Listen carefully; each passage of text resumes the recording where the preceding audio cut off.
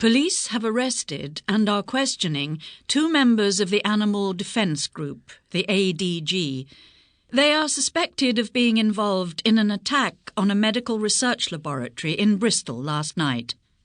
The laboratory was broken into and valuable equipment was destroyed. The attack is just the latest in a series of attacks on companies and science institutions which carry out experiments on animals in the pursuit of medical and scientific knowledge. But what drives people to take such extreme action to defend the rights of animals? I'm joined in the studio by Mick Davidson, who is also a member of the ADG and their spokesperson. Good morning. Good morning. How can you possibly justify the actions of your colleagues who broke into the medical research laboratory last night and caused such criminal damage? Well, you say it's criminal damage, but using animals in experiments is a crime. You mean destroying thousands of pounds worth of medical equipment that is used to help find cures for diseases, isn't a crime? Yes, it is a crime in the eyes of the law. But the reason we destroy property relating to the abuse of animals is to make it really expensive for the firms to use animals in experiments. It costs a huge amount of money to set up research experiments.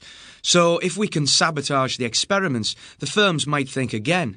They might think it's too expensive to set up the experiment all over again. I see. So you completely support this kind of direct action? Absolutely. There are many things you can do to highlight the cause of animal suffering, and direct action is one of them. However, there are also completely peaceful ways of protesting. For example, I'm a vegan. I don't eat meat, fish, or anything that comes from animals, like milk or eggs. I don't wear leather shoes, and I don't buy anything that has been tested on animals. I also have a website, and I write articles for newspapers. And have you yourself been involved in any types of illegal action? Yes, I walked into a clothes shop in London and sprayed red paint over fur coats. And I've been involved in an attack on a laboratory. What happened at the laboratory? We broke in and looked for evidence of the animal cruelty involved. We took away video recordings. The evidence we found actually put a stop to the research in that particular laboratory because it wasn't being conducted in an acceptable way. There are rules to be obeyed, even for animal testing, and we found that the scientists were not following these rules. I see. What else did you and your ADG colleagues do in the laboratory? We freed the animals.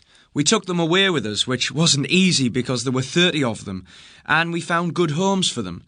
And finally, we broke or damaged essential equipment to stop the testing for as long as possible. But this sort of violence just gives the animal rights movement a bad name, doesn't it? We don't agree with violence other than against property. Yes, we make life as difficult as possible for the scientists, but we do not aim to hurt them. Where people have been accidentally injured, we have apologised, as harming people is not our intention. There are some extreme activists out there, but we do not approve of violence against humans any more than we approve of violence against animals. I'll have to stop you there, Mr. Davidson. Thank you for coming in. And now, with the time at 7:55, let's go over to the Weather Centre and see what the weather holds in store for us.